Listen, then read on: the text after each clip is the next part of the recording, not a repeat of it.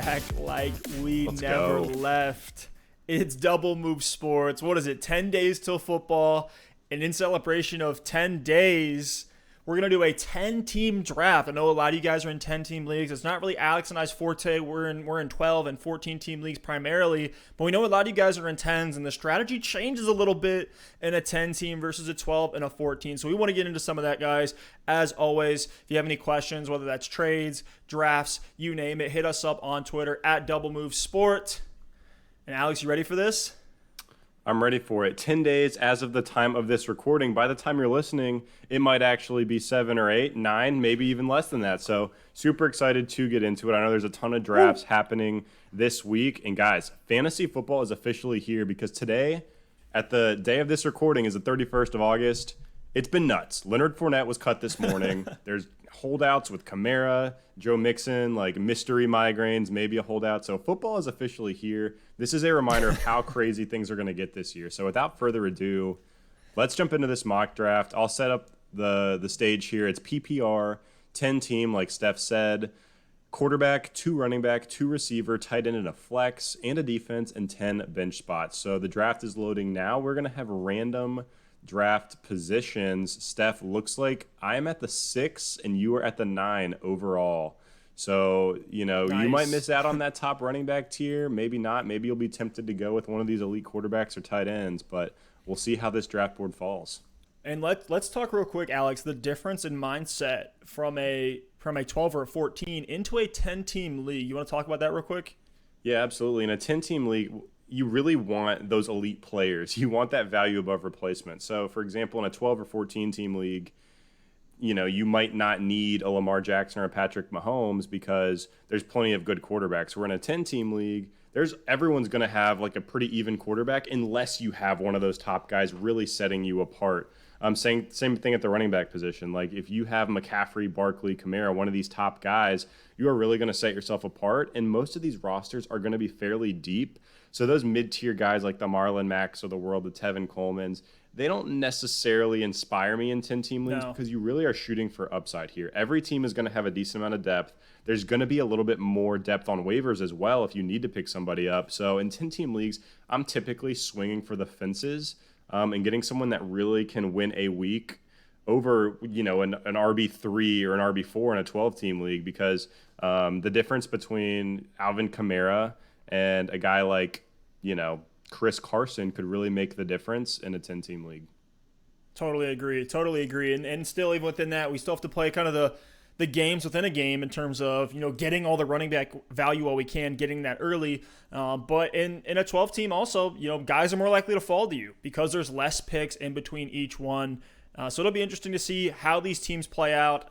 We're going for production and fantasy points over depth. Alex, you're up at the 106. Pretty chalk start to this one, just like any other draft. McCaffrey, Barkley, Kamara. Now, I don't want to overreact to this news, and Alex and I were talking before we hit record here that this season's been really weird for news from beat reporters, from headlines. There's been a ton of clickbait, and I think just with the lack of preseason, the lack of contact, and actually being able to, for these reporters, they're not actually on the practice field seeing these guys perform live, and neither are the fans, just because of COVID-19. So we're kind of in this weird year. I don't want to react to a lot of this news. You're seeing even some of the way that they disclose medical conditions and health and IR concerns in the NFL is changing. It's very They're nebulous. saying things like leg injury as opposed to coming out and saying whether it's knee, ankle, could just be a thigh bruise, and they want to keep a guy fresh for the season. So it's hard not to overreact to some of these things. I think Kamara will be out there with the new CBA rules.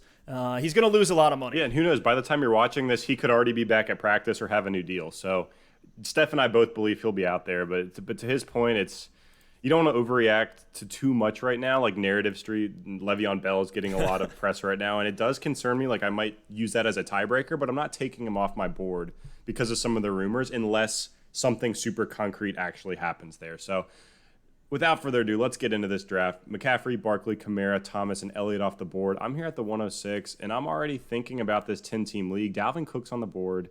I think he is in that elite tier of running back when he's on the field.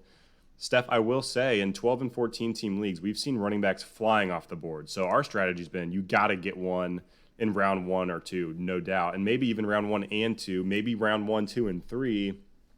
In a 10-team league, though, I think I can wait on running back and still get some of these tier 2 guys that aren't in that top 4 of McCaffrey, Barkley, Kamara, and Elliott. So I'm actually going to go with Davante Adams here. He's my number 1 wide receiver this year. He is a difference maker. He could lead the league in targets, lead the league in touchdowns. There's nothing not to like about Adams. If he's on the field for all 16, he will be a top 3 receiver. I have no doubt about that. So I'm going to lock in Davante Adams here in the first round and hope I can get a really solid running back that falls to me in round 2. What's so funny is that when you look at the stats, like at an aggregate level, Davante Adams has been like 5 yards away from 1,000 yards for 2 of his seasons, but people just see, oh, he didn't hit 1,000, and they immediately write that off as, oh, he's not a high yardage guy. And it's like, well, he had double-digit touchdowns in those seasons anyways, so either way, it's a win-win. And in several of those years, he missed a couple games as well. Like when we've seen him out there for all 16, he's been an absolute stud week in and week out. Speaking of absolute studs, there's 2 guys here that I really like at the running back position. Actually 3,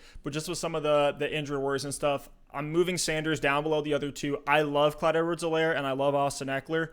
But just like you said at the wide receiver spot, man, I feel like I'm going to be able to get one of Julio or Hill. I'm actually moving Hopkins way down compared to where he is on this draft board. So I'm glad for somebody else to take that shot on him. Wide receivers don't usually blow up in their first year on a new offense. Yeah, and if you're just listening, if you're not watching and you're just listening, Dalvin Cook and Derrick Henry went off the board after Adams. So those 2 running backs are gone.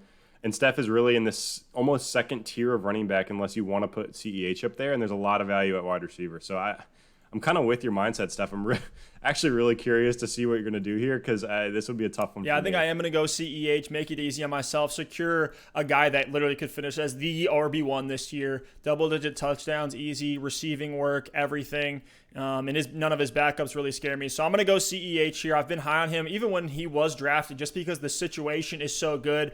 I know from an analytical profile, like maybe he's not a darling in terms of, he's like not like a hyper speed guy. He's also not a big bruiser back. He doesn't really fit into one of these things. He's more of a jack of all trades, but that's why I think he's so valuable on the Chiefs. And after I took CEH, it was Austin Eckler, who I love this season, and then Joe Mixon. So now at the 202, only 2 picks between mine. So let's see who's still here on the board.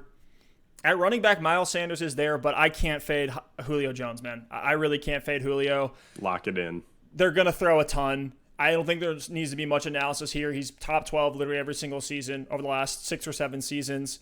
I think he could lead the NFL this year in targets. If Ridley doesn't take the massive jump that we expect, if Hayden Hurst isn't exactly what Austin Hooper was, like I think we're copy and pasting a lot of things over. We're projecting some breakouts from guys on that team. Todd Gurley has some questions with his knee concerns. Like, dude, just give me Julio. He's going to dominate no matter what. In a worst-case scenario, he's like I love the wide receiver 5. He's so safe. And in the first couple rounds, you can't necessarily win your league, but you can definitely lose it. And CEH, great pick in the first round. He shouldn't have a lot of competition for touches there in Kansas City. They drafted him in the first round this season. Damian Williams isn't there. They're going to give other guys some work, but barring injury, there's no way CEH isn't going to be the focal point. So I love that pick, and it's an upside pick. And you come around with possibly the safest wide receiver. Maybe Michael Thomas is in consideration as well in fantasy football with Julio Jones. I absolutely love it. And we've talked about it before. People are worried about Gurley's knee. They say, oh, who's the backup if Gurley goes out? And we've talked about how the backup to Gurley getting injured, because those backups are not very good, is probably Matt Ryan setting an NFL record in pass attempts. And if that happens, Julio Jones is an obvious benefactor of that. So after Julio went Miles Sanders, and Nick Chubb. Don't know who Michael is, but I'm back on the clock. I'm actually very pleased to see Kenyon Drake and Josh Jacobs still on the board. They were in that next tier of running back for me. I think of the Jacobs, Drake, Joe Mixon, Miles Sanders, Aaron Jones tier, all very similarly. I prefer a couple above the others, but it's splitting hairs at that point for me. So I don't want to go full zero RB here, because I still do like these guys better than the Gurley, Connor, Carson, Gordon tier. So I'm going to go ahead and lock in Josh Jacobs. Steph, I know we were talking before the show. We're actually a bit concerned about Jacobs' involvement in the passing game this season, because they have so many pass catchers there in the backfield. They have Lynn Bowden, who they brought in the draft. Jalen Richard is still there. They even brought in Theo Riddick for camp. We don't know if he's going to get cut or not, at least at the time of this recording. So even with those concerns, I think Josh Jacobs is a super safe RB1, even in PPR leagues, because he's going to get volume on the ground. He's going to get 250-plus carries. He could even get to 300 carries this season, and there's nowhere to go but up in the passing game from where he was last year. and he was still very, very solid. So I'm going to lock in Josh Jacobs and feel really good about just a super stable, solid, consistent RB1 that can kind of carry the load for me at the running back position. Yeah, and like Nick Chubb went a pick before you. I think if you can't get Nick Chubb, then Josh Jacobs is like, they're the same guys where it's like, yeah, their receiving work is limited. If they get it, added bonus to their upside on a weekly basis. But if nothing else, they're going to be in talks for leading rusher. They're going to see 280 plus carries. I mean, Josh Jacobs as a rookie almost had 300 carries with 289. So love that pick there. And Drake went right after him. Then DeAndre Hopkins, Tyreek Hill, Aaron Jones, Chris Godwin. There goes Travis Kelce at the 301. Lamar Jackson at the 302. Looks like Mahomes and Kittle are going to be here for you because then it was DJ Moore, Allen Robinson, and Adam Thielen. So back to you at the 306. You have Davante Adams and Josh Jacobs. Where are you going to go with this one? This is where it gets interesting, Steph, because in 12-team leagues, which we focused on a lot this offseason, there's no way I'm going Mahomes in the middle of the third round. But honestly, I look at the tier of running backs here, and it's a deep tier for me as my RB2. Gurley, Connor, Carson, Gordon, Bell, David Johnson, Jonathan Taylor.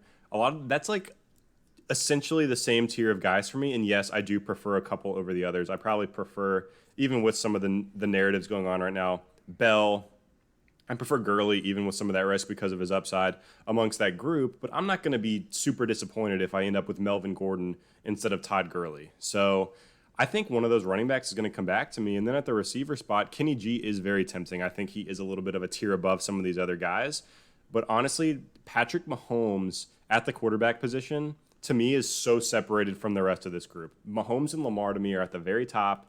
And I think there's this little middle tier of like Dak, Wilson, Kyler, and Deshaun Watson. But after that, it's like a free-for-all. And for me, I think Patrick Mahomes is going to be a difference maker for me at the quarterback position more than one of these running backs is going to be compared to the RB2 I end up with or one of these wide receivers, because we've talked about it this year as well. The wide receiver 2 tier, even though in our terms, a wide receiver 2 is a top 24 wide receiver in a 12-team league. So in a 10-team league, that would be a top 20 guy. But there are 30, 35 names that we really see really, really close in that tier that could end up in that range. So at the receiver spot, I know there's going to be guys get back to me in a 12-team or in a 10-team league. And even if this was a 12-team league, I'd be confident in that.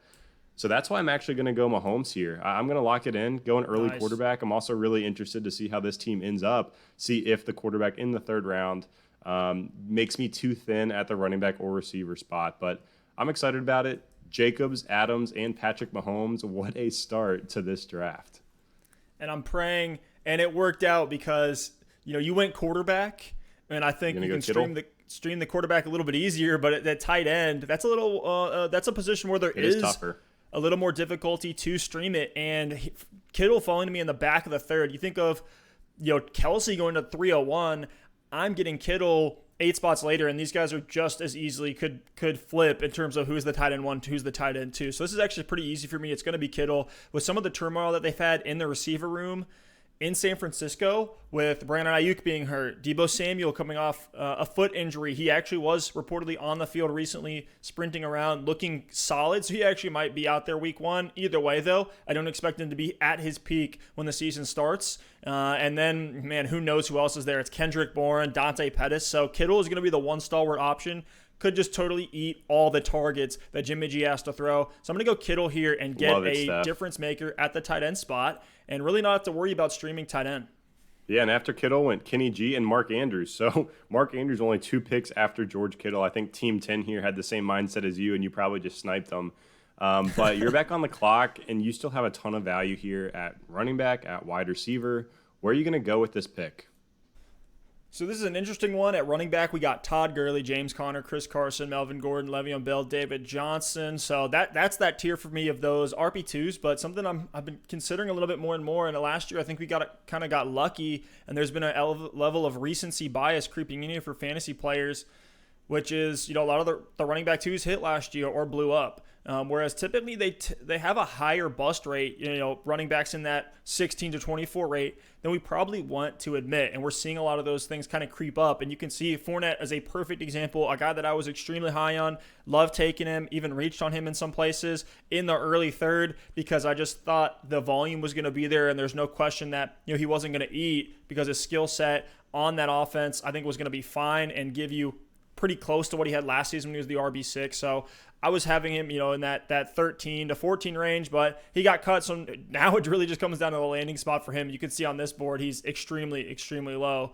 going as like the RB45 here. So, man, I almost want to fade these RB2s because I see a wide receiver with insane upside here that is going to be a massive difference maker at the position. I could look at Dak Prescott, but it's actually his favorite target in Amari Cooper. Amari Cooper's going to absolutely eat this year. We love him as an upside play. I know that you're obsessed with him, and yes, I am taking him over Robert Woods because I think Robert Woods is more of the the best floor play that you can get your hands on. I think Amari Cooper at this point with the names that are here, maybe you look at A.J. Brown as a super high upside guy. DJ Chark, everybody knows I love Chark. Dak Prescott could be the QB1 this year, but at the receiver spot for a wide receiver 2, I love Amari Cooper there. I think he could be top 5 this year if he's healthy, plays all 16. You know how much we love Dallas. We've talked about them, I think, on every single mock and every single podcast that we've done. If you want to hear us talk more about it, go check out our channel. We've talked about this breakdown of the Dallas receiving weapons. So I'm going to go Cooper here in the fourth round. That shocked me that you actually picked Amari Cooper there, but I actually love it. And this is going to be a hot take. And by no means am I projecting this, but there is a non-zero chance that Amari Cooper is the wide receiver 1 this year. Like, you look at the list of wide receivers and you're like, who could realistically finish as the wide receiver 1?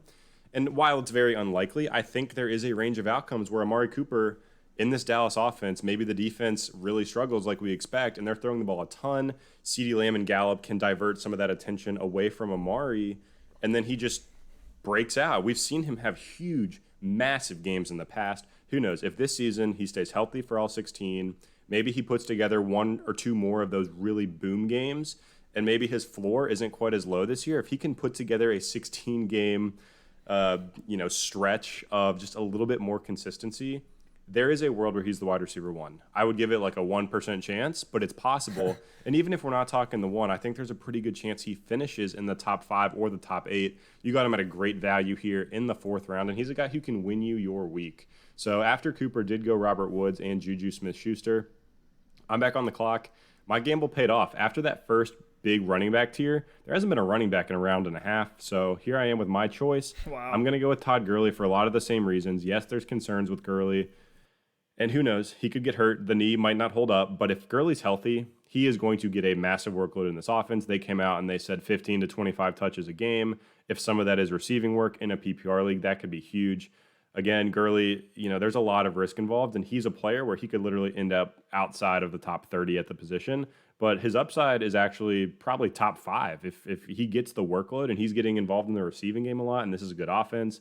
Todd Gurley has a massive ceiling. So I'm going to lock in Todd Gurley as my RB2. A little bit more volatile of a player, but with Mahomes, Jacobs, and Adams, I have an extremely safe and stable core, and I'll take some upside shots at the running back position later to back him up. So I don't have a problem with it whatsoever. Didn't really have to think much about this one. I wanted to lock in this tier running back and kind of start that next running back run. So I'm going to lock in Todd Gurley as my RB2.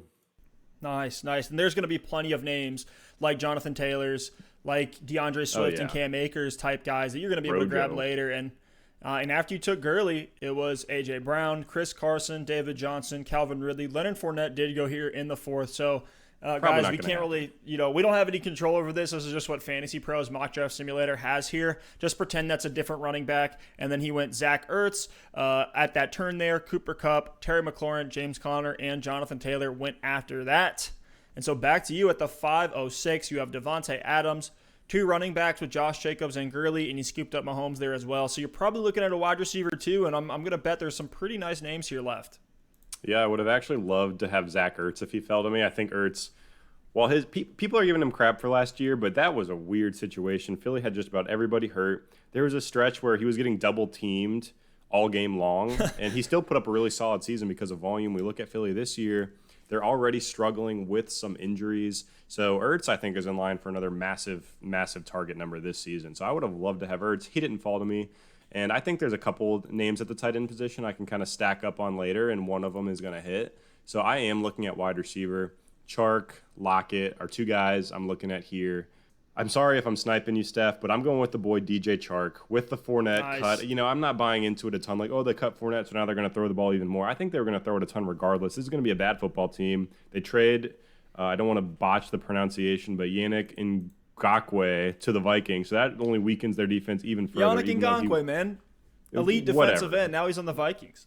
Yeah, whatever. Okay. DJ Chark I can pronounce. But the defense is going to be bad. The offense, the running game is probably going to suck pretty bad. And Gardner Minshew, we talked about it. Steph, you did a great film room on the Chark-Minshew connection. Check that out on our channel if you want more details there. But Minshew can get it done, and he might throw the ball a lot this season. Chark is the wide receiver one. He's like an A.J. Green light from A.J. Green's prime. I think there's going to be a lot of garbage time in this offense. So Chark is my wide receiver too. I think he has weekly upside. He's a touchdown guy. He's a yards guy, and he can really stretch the field. So I feel great about DJ Chark as my wide receiver too. The stars are aligning, Alex, for DJ Chark to be what Devontae Parker was last season, where he's on a bad team where all this volume is just getting funneled to him. For reference, last year, the Dolphins... He kind of was that last year already. He already was that last year and just had his breakout season. I think that's only going to continue. And you look at the Dolphins, which Parker broke out on his own in his 5th season, but the Dolphins had 615 pass attempts. I think Jacksonville, they had 589 last year. So, look, they were already creeping towards that 600 mark. I think that's only going to go up for them this season without Fournette. With some of the more pieces that they've lost on defense, I'm with you in total agreement. Chark was already a borderline wide receiver one for me. He's probably in that 13 range firmly at this point. So after Chark did go Cortland Sutton and Deshaun Watson. So Steph, you're back on the clock. You've got 2 really solid stud wide receivers with upside. You got Kittle at tight end and CEH at running back. Is it time for you? I mean, you got 2 pretty quick picks here. I imagine you're looking definitely at a running back with one of them. I see Gordon and Bell on the board here as kind of my last RB2 tier before you get into like the Ingrams, Hunt, Singletary, Swift of the world where there's a bigger range of outcomes. Gordon and Bell are both volume plays. They might not have as much upside as some of these names later on, but are you looking to lock one of them in? Or are you going to go somewhere else and try to just take some shots on running back later? I look at the team that's drafting behind me that has 2 picks. They have 2 running backs, only 1 wide receiver, and they got Mark Andrews last round. So I feel like they're not going to go double running back. And I'm going to be able to have my choice of Gordon or Bell. Really, for me, it's a coin flip either way. I think they're going to be very different type of players. I think Gordon will be actually seeing a potential uptick in his efficiency, but he has some worries. And Le'Veon Bell, I think he'll have a ton of volume. He will destroy Melvin Gordon just from a number of touches, but there's going to be inefficient volume. And we cannot put it past Adam Gase for him to use Frank Gore a ton. The camp reports are a little bit sketchy. I'm a little bit lower on Bell than I was a couple weeks ago, that's for sure. I know, and you were a big Bell proponent. So what I'm actually going to do here is see which of the running backs falls, and I'm going to take Dak Prescott, another difference maker at this position. Wow. It does give me a little bit of concern here having the Dak Cooper stack, but for me, Dak is a weekly starter, no question. That's a fun stack. They could get you 70 points in a week. Exactly. And the thing is, I'm not relying on either one of these guys to be great. I think if Dak struggles, I think Cooper will still be good. I think if Cooper struggles, Dak will still be good. So they're not as reliant upon each other as like a Matt Ryan, Julio Jones. But, I just think it's going to be a great offense that I want pieces in. And Dak fell to me here. Somebody went Deshaun Watson over Dak Prescott. So I'm going to let the values fall and see what they can do. We talked about having difference makers at every single position in a 10-team league. We're going to be able to grab, and you're going to see it here in a minute, all the running back depth that we need, that with whoever blows up over the course of the season, we're going to have them on our roster, whether it is Akers, Swift, you name it, even some deeper names, Zach Moss, you think of a guy like that. So I'm going to grab Dak here at the 509, see who falls back to me 2 spots later at the 602. Yeah, Steph, I didn't see that one coming, but I actually love the pick there. After Dak Prescott went Tyler Lockett and Keenan Allen. So your gamble paid off. Team 10, who already had 2 running backs. Another little draft tip. Look at the people, if you're especially close to the turn, look at the people picking before it comes back to you. And if they're, if they already have a tight end, maybe you can wait on tight end. If they already have running backs, maybe you can try to guess and assume they're not going to take another running back. Now, some people are nuts when they draft, and that might not apply, but you can at least have an educated guess on playing the board and figuring out who's going to come back to you. So, Steph, you're actually going to get to pick between Melvin Gordon and Le'Veon Bell. Which one are you going to go with? I'm going to go with Bell, and I'll tell you what the tiebreaker is between the two is that Gordon does have some injury concerns. He hasn't practiced in a little bit because he has a rib injury, and there's also reports that he's struggling with the elevation in Denver. Where with Le'Veon Bell, it's more of like a contract depth chart situation. We can take all these reports however we want. I have years of sample size that says Le'Veon Bell is going to be great. He's essentially a wide receiver on a running back put in one man's body. I think he's going to be fantastic just for, all the volume that he's going to receive. If he can improve from last year, I know the Jets, there's always questions there, but they did make some moves to improve that O-line. We'll see if they don't end up tanking by week 4 with Adam Gase destroying this team into the ground. But I'm going to take Lev Bell as like the high floor RB2 that I'm getting super late, who I could just plug him in, week out, assuming the volume is there, which it should be. And Bell looks great. I've been seeing the pictures. I'm not a doctor by any means, but he's pretty. It looks like we're like after he held out for a whole year and then comes back to football. He's been training, I think, a little bit more. He looks better than he's looked, at least at the start of last season. So I'm gonna go Bell with this one. I think he's ready to eat and prove the haters wrong. Also, really good Super Smash Bros. Player and a rapper. So jack of all trades there from Lev Bell. Wow, can't get much better than that. And after Bell went Tyler Boyd and Kyler Murray. So we kind of mentioned Watson, Prescott, and Murray as that last tier of quarterbacks that are probably worth it rather than just punting it to the last round. Russell Wilson's on the board. He probably is the last one in that tier. But it's back to me. I'm actually loving this team. Jacobs and Gurley at running back, Adams and Chark at receiver, Mahomes at quarterback. So I really need a flex, could always use more running back depth, or a tight end. And I still think I can wait. I love Tyler Higbee and Hayden Hurst. I think I can wait and still find a way to get both of those guys. So, and then even at the running back spot, Melvin Gordon, he's a safe play at the running back position. He should get volume, but you still got Hunt, Swift, Akers, Rojo on the board here. I think I can wait and get one of those guys because Melvin Gordon, I already have an RB2. I don't really need Melvin Gordon as my RB3 right now or my flex because I see Davante Parker on the board. Stef, we mentioned him a little bit earlier when I took DJ Chark, and he's got huge upside. He finished, on a tear last season, that rare fifth-year breakout in Miami. The pass volume still should be high this season. He's the clear-cut wide receiver 1. They've had several of their backup wide receivers opt out, so Parker should get another huge snap count this year. Fitzpatrick or Tua, whoever's playing quarterback, should be locked in on Davante, and I think he's going to be great, and as my wide receiver 3, if he doesn't pan out, I'll probably find somebody later that I can play in my flex. But all things are pointing towards Davante Parker building on last season and continuing to be great. So him as my flex feels really, really good. And then next round, I'll probably try to look for some running back depth and take an upside play there. Yeah, now you got we were just talking about how Chark and Parker are so similar. You ended up getting both. So kudos to you on getting all the guys that are like AJ Green in his prime. And after Parker, it was Darren Waller, Tyler Higbee. So your boy's not going to make it. Interesting point, Alex. Real quick. I'm hurt. Quick side note here. A question I have for you: if you're very high on Tyler Higbee, where do you have Gerald Everett and all this nonsense? Do you think both are going to be able to be playmakers on this Rams team? Do you think they're both going to be on the field together a lot? Because I'm feeling more and more like that is going to be the case. I know Higbee's breakout was historical. It was insane at the end of last season. Are you just saying like that breakout solidified his role as the one? I think all signs point toward Higbee being that lead tight end. I think there's a world where Everett has productive games. But in terms of Gerald Everett, I think there's just a lot of other deep shots you can take at the position.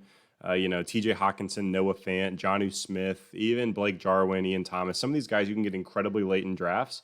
I think I have a better chance of breaking out than Gerald Everett does. Now, I will say this. There has been a couple of deep leagues where I've taken Gerald Everett with my last pick because there is a world where Gerald Everett, A, has some standalone value, or B, if Higbee gets hurt or for some reason McVay decides Everett's the guy all of a sudden, which we can't act like that's impossible with how McVay runs this offense, Gerald Everett could have a very significant role. So I'm not necessarily wasting a pick on Gerald Everett. I'm keeping an eye on him, though, on the waiver wire. And if he has a big game week 1 and his snap count is up, his targets are up, I'm picking him up. And, in a 10-team league, it's not really as relevant because I do love Tyler Higbee.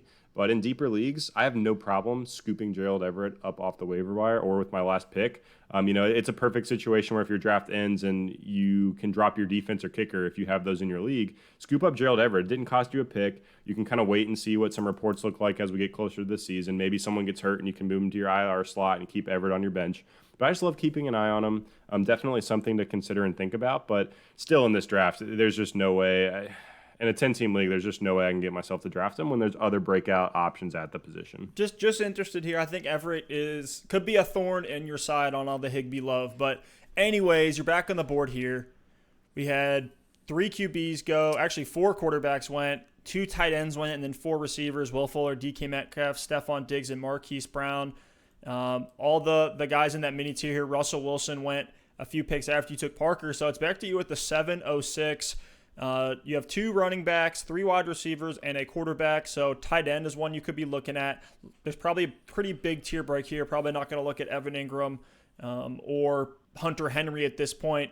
But where are you going to go with this one? You're looking for more running back depth. I think there's a few interesting upside names still left on the board. Yeah, I'm looking at running back depth, and this is why in a 10-team league, you can take Patrick Mahomes early. You can take George Kittle early. And if it was Lamar Jackson or Travis Kelce, same thing. But we're looking at, round 7, and not every draft is going to go the same way. A lot of leagues, people are going to be worried about running backs and scoop them up.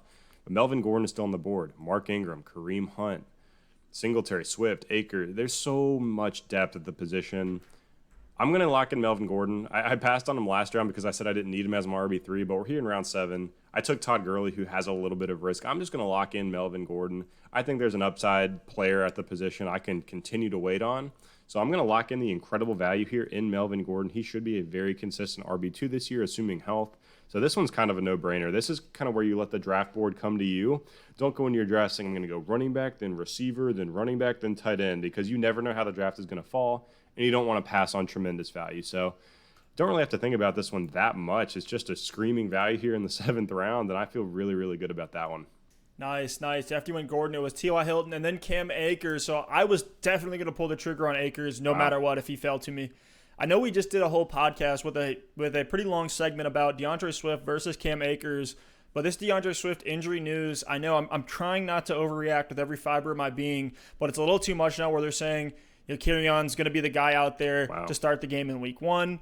I just have worries with the injuries of a rookie in the shortened offseason being able to go in there and take over. I think Cam Akers is just as prolific as Swift in the receiving game, and I think that's primarily why he was brought in, because they weren't able to do what they wanted to do, the Rams, with Gurley in the shape that he was in last season and the way that they were using their offense. They were even reverting to using Tyler Higbee in the screen game because I don't think Gurley was able to get it done for him. So I think they bring in Akers to say, look, let's fill that role. Let's bring a running back in that can help us in that screen game that we were so efficient at and so fantastic with in our Super Bowl run year and years prior. So let's see who's on the board for me. I got Clyde Edwards-Helaire and Le'Veon Bell at running back, Julio Jones, Amari Cooper at wide receiver, George Kittle, and Dak Prescott. So really anyone here is for me on the board. Got plenty of upside and proven studs at every position now. So I want to try to mix with a little bit of upside with a little bit of high floor and see what I can do here. I'm going to wait at tight end. We're still in that Evan Ingram, Hunter Henry dead zone at this point. I mean, you got George Kittle. Don't forget, last time we did a mock, you forgot you took, I think, Travis Kelce early. So don't forget again, you have George Kittle, Steph. You do not need another tight end. Yeah, thank you for saving me there. I just always find tight end very interesting in a 10-team league and in 14-team leagues to see how how it goes. Like, we can talk about rankings and stuff all day, but when you're actually there on draft day, it's just going to come down to how the draft falls. So that's something you got to pay attention about. Do not be set in stone. Let the draft come to you. And at this point, man, wide receiver, would love to get Michael Gallup there, but considering I already have Dak Prescott and Amari Cooper, I'm not going to pull the trigger on Gallup. Mark Ingram is here. He's a very interesting name to me. So is Kareem Hunt. I think Kareem Hunt could have weekly flex appeal. I almost took Hunt. With that insane upside. If Gordon wasn't there, I would have done it. Oh, man. If Swift was like 100% healthy, like no question he would be my pick here. I actually still think I'm going to do it. I think I'm still going to do it. I'm going to say, look. You came full circle with that pick. That was impressive. I'm having a hard time here because, like, I think there's values everywhere, but there's also names I do and don't like everywhere. So I'm like, okay, I like Michael Gallup. I'm not touching AJ Green with a 10-foot pole, but I like Jarvis Landry. I like Julian Edelman, and I like Mark Ingram, and I like Kareem Hunt. I don't like Devin Singletary, and I like Swift, but there's just the injury worries. But look, for this league, I'm trying to win this league. It's a 10-team league. I need a difference maker at a position. I'm trying to hedge against Le'Veon Bell. Good luck beating me. We'll see. Guys, let us know at the end who you think won this one. But I'm going to go Swift right here just as a massive upside play at running back and kind of hedge against Le'Veon Bell. And I'll get another pick here in 2, so I could probably get whichever receiver I was looking at. So after Swift did go Matt Ryan and Kareem Hunt. I want to say one. I know we're kind of running long here, and we'll speed it up in these back rounds just so, we're not talking here for, 4 hours. But I want to say one quick thing about how this draft has gone. We've mentioned quarterback a lot, and it looks like after Lamar, Mahomes, Prescott, Watson, Murray, and Russell Wilson went, in that next round, every single team that did not have a quarterback took a quarterback. In your league, if you start seeing all these quarterbacks go off the board, it doesn't necessarily mean you need to just go grab a quarterback in the next round, because think about it. All the teams that already have one probably aren't going to take another one for a while. So you can wait several rounds and still get values. And even look at the guys that went here: Brady, Wentz, Allen, Ryan. I think they're all going to be great. But you look at who's still on the board: Drew Brees, Matt Stafford, Aaron Rodgers. I mean, even if you wanted to get deeper, Big Ben, Jared Goff, Cam Newton. So there's tons of value at the position. No need to go grab a quarterback when there's still Swift, Cam Akers, Melvin Gordon, T.Y. Hilton, guys with huge upside going off the board. I'll wait on quarterback all day to get some of those values at running back and wide receiver. So if you're the last one with the quarterback in your league, don't panic. Just let the draft come to you. There's tons of value at the position. Just had to throw that in as a little draft tip. Love it. And this pick is actually pretty easy for me. I'm going to go Jarvis Landry. Give me the safe, stable option. All Landry does is finish as a low-end wide receiver 1, high-end wide receiver 2 every single year, regardless of situation. He's a reception monster. Has the record, I think, for most receptions in a 5-year stretch upon entering the league. So I'm going to go Jarvis Landry here. It's just a safe, stable option. In a 12-team league, I'd say, dude, smash on Jarvis in the 7th every day of the week. I'm getting here early 8th, so it kind of carries over as well. So Jarvis Landry here, it's not a sexy pick. It's not the high upside pick. You want to have that mixed in with some of that upside. Let's say Amari Cooper does bust. We've seen him disappear. I don't think it's going to happen, but let's say it does. Well, now I can plug in Jarvis Landry every single week and be fine at the position. And so I'm going to go Jarvis there. And there's also a world where Odell Beckham and Baker Mayfield aren't a good fit. And then it's still Jarvis who kind of is the fallback number 1 on that team. We saw that last season Jarvis was absolutely eating because I think they just gave up on trying to make things happen with Odell. So if that happens to continue by some reason, I'm not projecting it, I'm just saying what's in the range of outcomes. Love Jarvis in 2020. And after I took him, it was 2 receivers that you were probably eyeing: Julian Edelman and A.J. Green. So now back to you: 3 running backs, 3 receivers, and a quarterback, no tight end. Where are you going to go here in the middle of the 8th round? A.J. Green just got sniped from me, and here's why. I've been kind of out on A.J. We've talked about liking him, but I've been out on him in the sense I don't want him as my wide receiver 2. I don't want him as someone I have to rely on to stay healthy for all 16 games. But here in this 10-team league, we've talked about upside. I have 3 running backs. I have 3 wide receivers. There's still tight ends on the board I like. I got Patrick Mahomes. If I was able to get A.J. Green as my wide receiver 4, he's on my bench. If he gets hurt week 1 and never plays the whole season, I'm going to be fine. But A.J. Green is someone, every time he's been healthy, he has been wide receiver 1 level. So if I get A.J. Green for 8 games in the 8th round, then he can crack my starting lineup, and he's a wide receiver 1 level guy, that's a win. But it sucks he just got sniped for me, so I am going to have to go elsewhere. I'm going to go with Michael Gallup at the wide receiver position. Nice. Gallup, we talked about, we love the Cowboys offense this year, just about top to bottom. Gallup has huge upside. He finished as a wide receiver 2 last season in terms of points per game. They're going to pass the ball a ton. I don't worry about CeeDee Lamb. There's going to be plenty of targets to go around. Randall Cobb and Jason Witten are both gone. Each vacated 83 targets. This is going to be a team that passes a ton, and there's going to be weeks where Gallup, just absolutely explodes. So I'm going to go with Gallup here. Huge upside play. And I think his floor is actually pretty high as well. And we'll see what gets back to me. I think next round is where I'm probably going to start looking at the tight end position, but we'll see who falls to me. Yeah, Gallup. I mean, we can't talk about Gallup enough. I think all 3 Cowboys wide receivers are values for where they're going on most draft boards. And after Gallup, it was Jamison Crowder, Mark Ingram, Brandon Cooks, Marvin Jones, Deontay Johnson, Devin Singletary, Deebo Samuel, James White, who I was hoping would fall to me here, and then Raheem Mostert and CeeDee Lamb. So back to you at the 906. We're going to go with this one. I said I was going to go tight end, but I'm going to risk it because there's someone on the board who I cannot pass up. I have him in every league. Here it is. It's Ronald Jones. I knew it. Ronald Jones. Guys, if you're just a casual player and you're just, doing your research, draft Ronald Jones if you can get him as your RB3 or 4 this year. He's got Tom Brady now in Tampa. Peyton Barber is gone. I know they drafted Keyshawn Vaughn as a rookie, but I don't expect a rookie to come in and immediately take Keyshawn Vaughn was drafted in the 3rd round. He's not going to immediately walk in and be the starter. Ronald Jones is trusted in this offense. He's going to be the goal line guy. He's extremely talented. We did a film breakdown on him, and my jaw dropped watching some of his tape last season. He's going to get a ton of goal line opportunity. There's nothing about Ronald Jones right now that is a red flag to me. People have talked about his pass protection. People have talked about his receiving ability. To me, the pass protection, is a rookie running back going to come in and be a better pass protector than Ronald Jones? He did okay at it in college, but I don't necessarily think that's a lock. And then in the receiving game, Jones is actually better than people give him credit for. His receiving efficiency is pretty good, and the film checks out as well. So I love Ronald Jones. I think he could get 12 touchdowns this season and 1,000 yards. He could easily finish as a top 16 running back. Right now I have him at my running back 20 for the season. So to get him as my running back 4, again, there's always risk with these guys. If things don't pan out for Ronald Jones, I have to acknowledge that's possible. But he's my running back 4, so that's not killing me. But the upside here is tremendous. So I'm going to lock in Ronald Jones and hope that one of these tight ends that I like, actually the one tight end that I like in Hayden Hurst, gets back to me next round. I only say that because Stef had a tight end, and I don't think he'll snipe him from me. There you go. And if you took Rojo, it was Christian Kirk and Tariq Cohen. Cohen was one I was maybe looking at just for the early season pick with David Montgomery potentially missing 2 or 3 weeks. Not that I think Cohen's going to be incredible, but they got to give it to somebody in that backfield. If they can't get it done on the ground with their third string guy there, then I think Cohen's just going to eat through the air, but not going to have the luxury of taking him here as my RB4.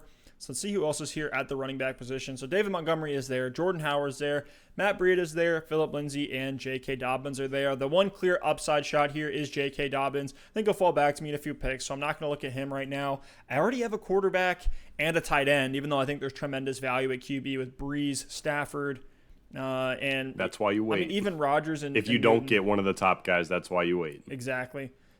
So no, really, I'm looking for upside shots at the wide receiver position.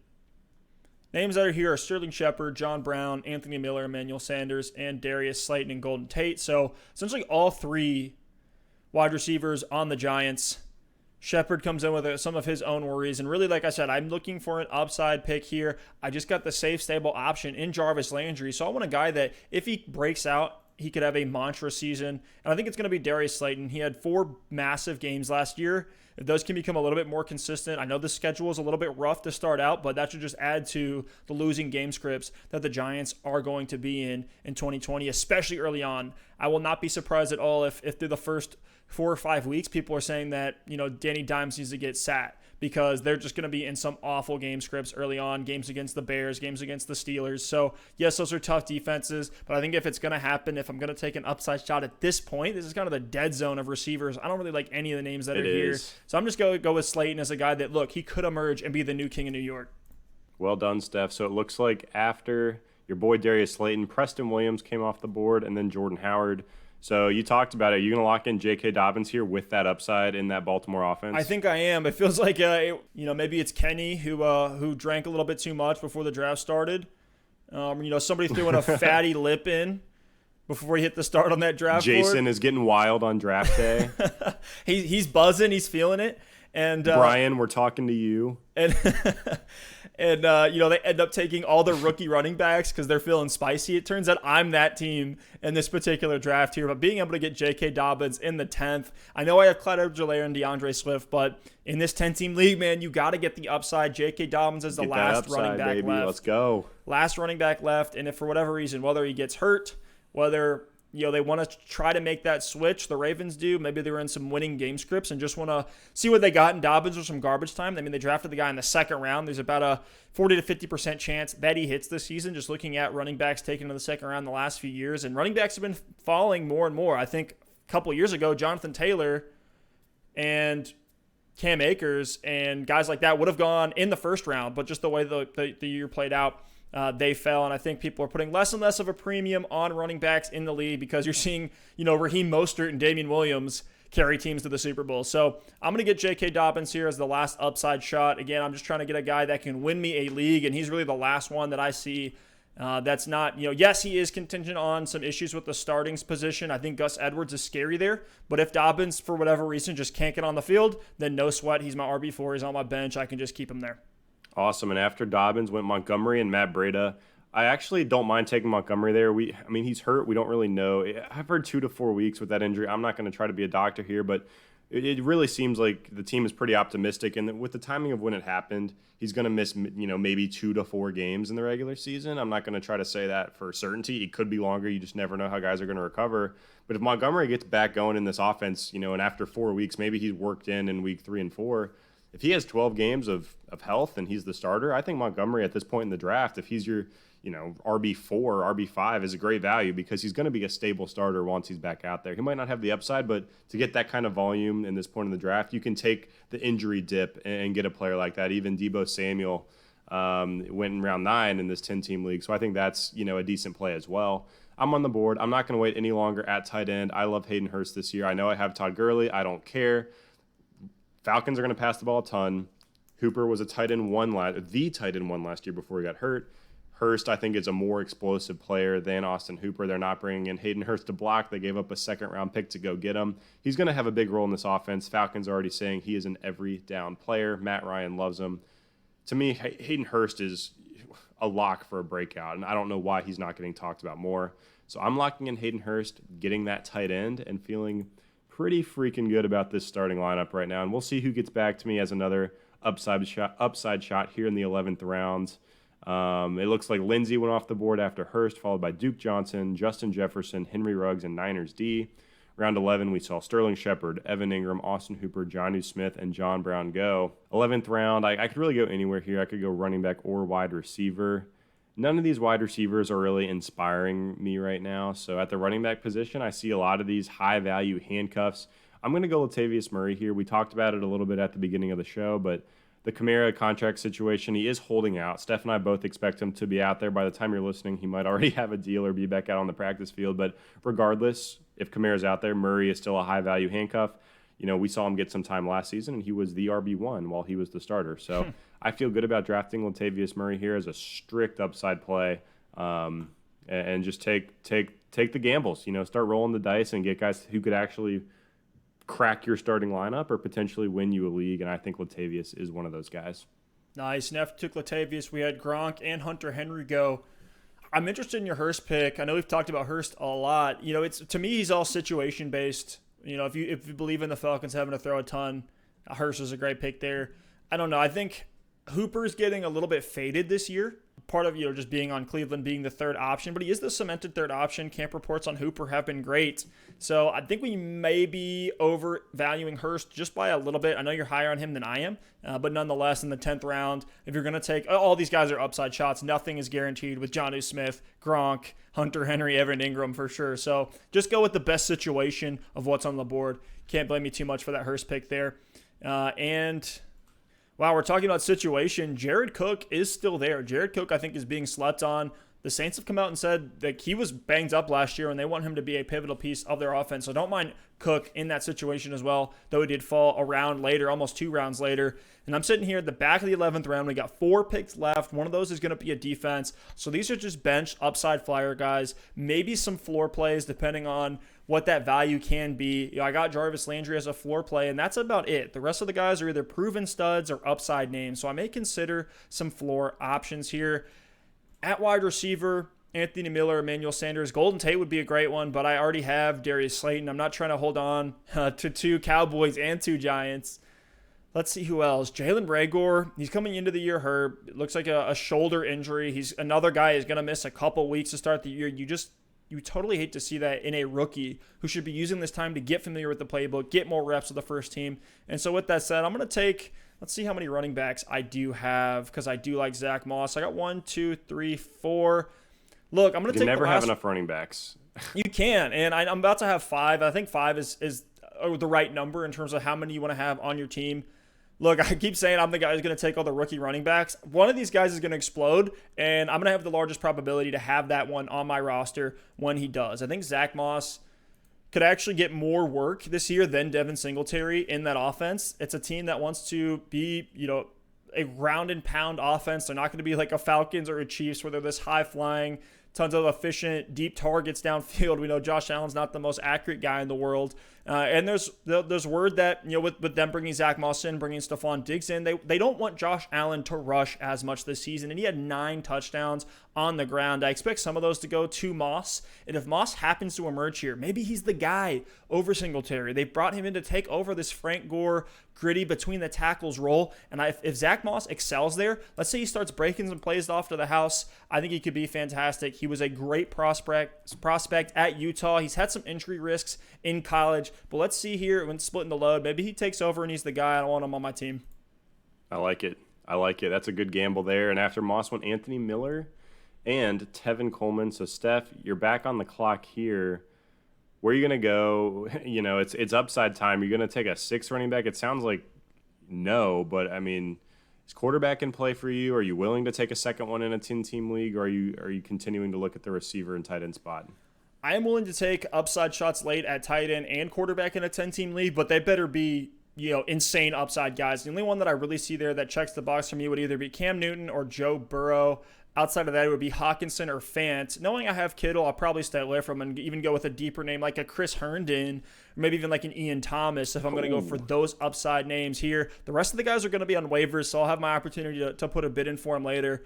Man, McCole Hardman is so interesting to me because he's essentially a Tyreek Hill handcuff, and there's words that Tyreek Hill could be questionable to start the season, but I don't want to rely on a pick and a guy that I'm going to hold potentially for the whole season. Like, Hardman could end up just being a roster clogger. 1 catch, 75 yards, and a touchdown.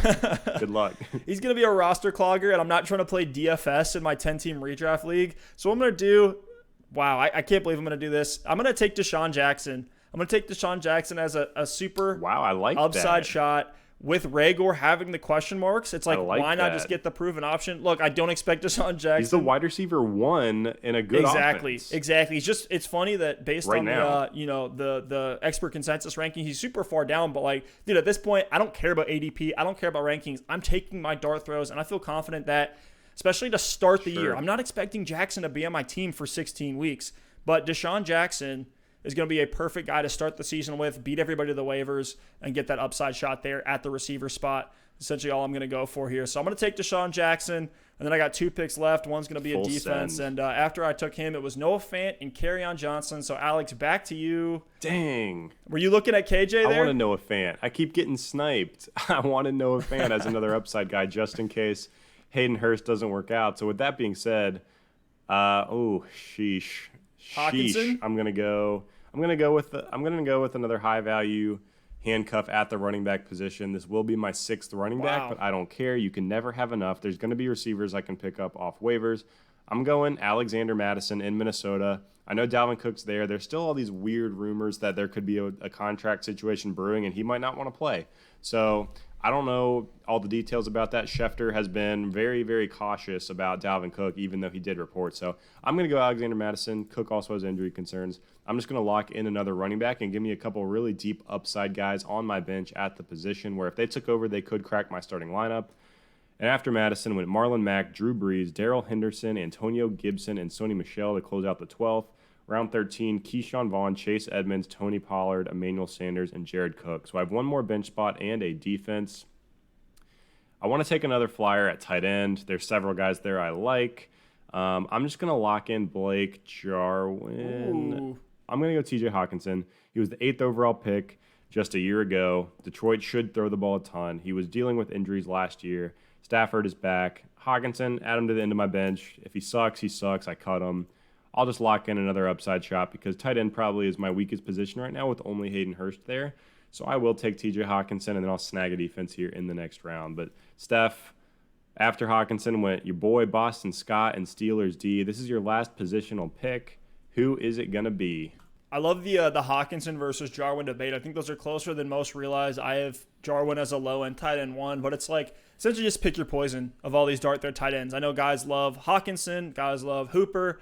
Some other guys like Jonnu Smith as the upside name to take there. Fant is another one there. So you just kind of pick your poison. I like the Hawkinson one. Hawkinson's probably my pick of those guys because he has the highest draft capital and the best quarterback, which has been one of the highest correlation points at tight end.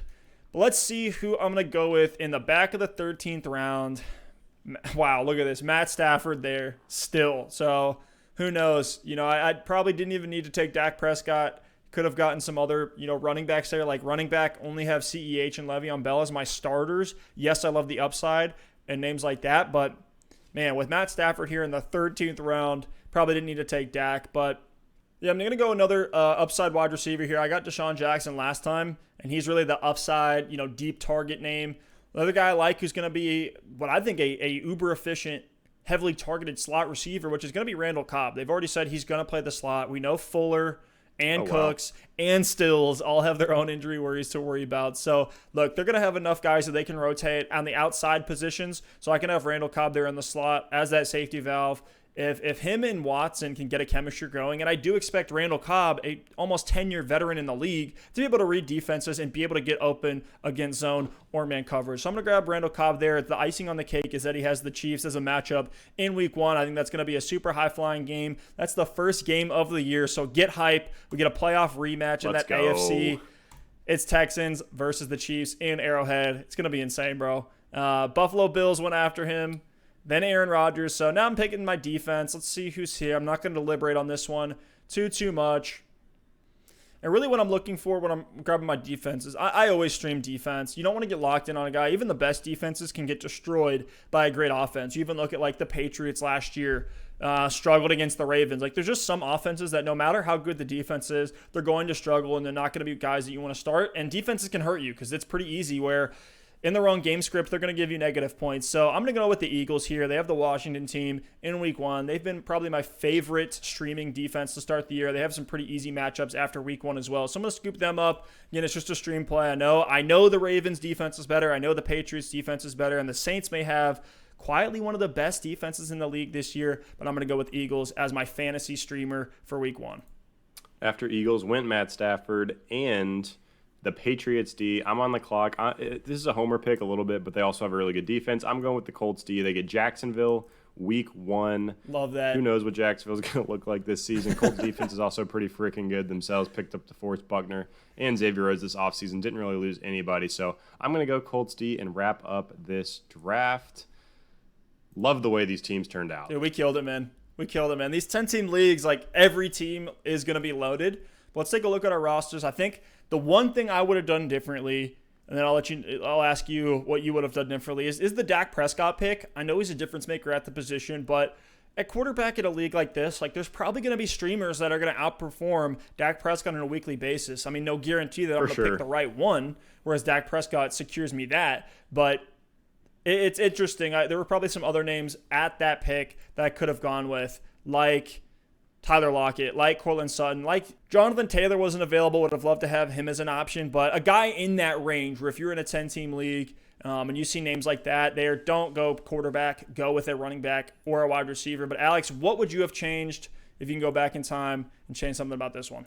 Yeah, by no means do I want to say this was a perfect draft, but I don't think I would have changed anything based on how the board fell. You could nitpick and, maybe you prefer some players that were on the board over some of the guys I took, but as a whole, roster construction-wise, I love having Patrick Mahomes. The receivers are solid. Davante Adams gives you upside, and then Chark, Parker, Michael Gallup, tons of upside with those guys. And if 2 of the 3 hit, you're good to go.